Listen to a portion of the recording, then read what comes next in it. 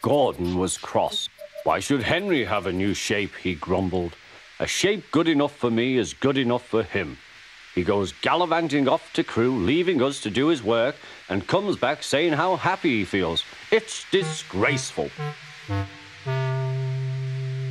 And there's another thing. Henry whistles too much. No respectable engine ever whistles loudly at stations. It isn't wrong, but we just don't do it. Poor Henry didn't feel happy anymore.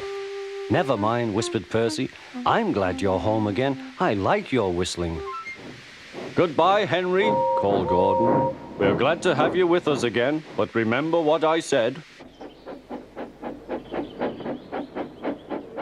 Later, Henry stopped at Edward's station. Hello, Henry, said Edward. You look splendid. I was pleased to hear your happy whistle yesterday. Thank you, Edward, smiled Henry. Shh, shh. Can you hear something?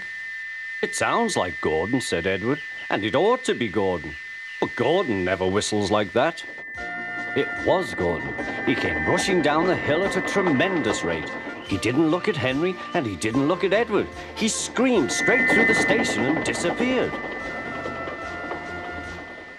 Well, said Edward. It isn't wrong, chuckled Henry, but we just don't do it. And he told Edward what Gordon had said.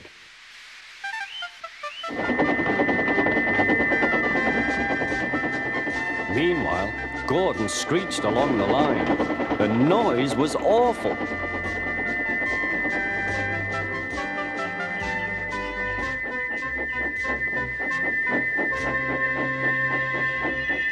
At the station, everyone held their ears. The Fat Controller held his ears too.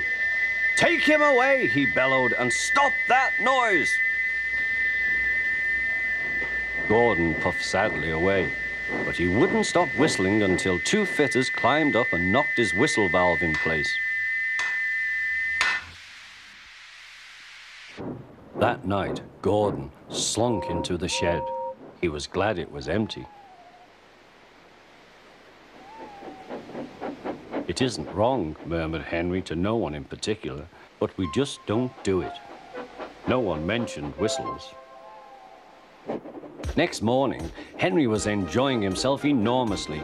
I feel so well, he sang. Trickety-trot, hummed his coaches. Then he saw some boys on a bridge. Peep, peep, hello, he whistled. Oh, he called. The boys didn't wave and take his number. They thought it fun to drop stones on him instead. They've broken our glass, sobbed the coaches. The passengers weren't hurt, but they were cross. Call the police. No, said the driver, leave it to Henry and me. What will you do, they asked. Can you keep a secret? Yes. Well then, said the driver, Henry is going to sneeze at those boys.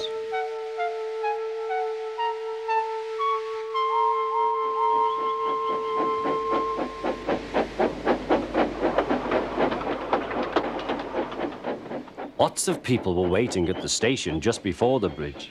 They wanted to see what would happen. Henry has plenty of ashes, said the driver. Please keep all windows shut till we have passed the bridge. Henry is as excited as we are, aren't you, old fellow? Henry was feeling stuffed up. Soon they could see the boys, and they all had stones. Are you ready, Henry, said his driver. Sneeze hard when I tell you. Now, he said. Achoo, shoo!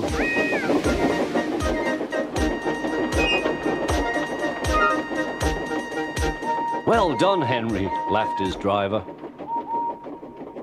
Henry went home very pleased with himself. He had taught Gordon and silly boys a lesson with a whistle and a sneeze.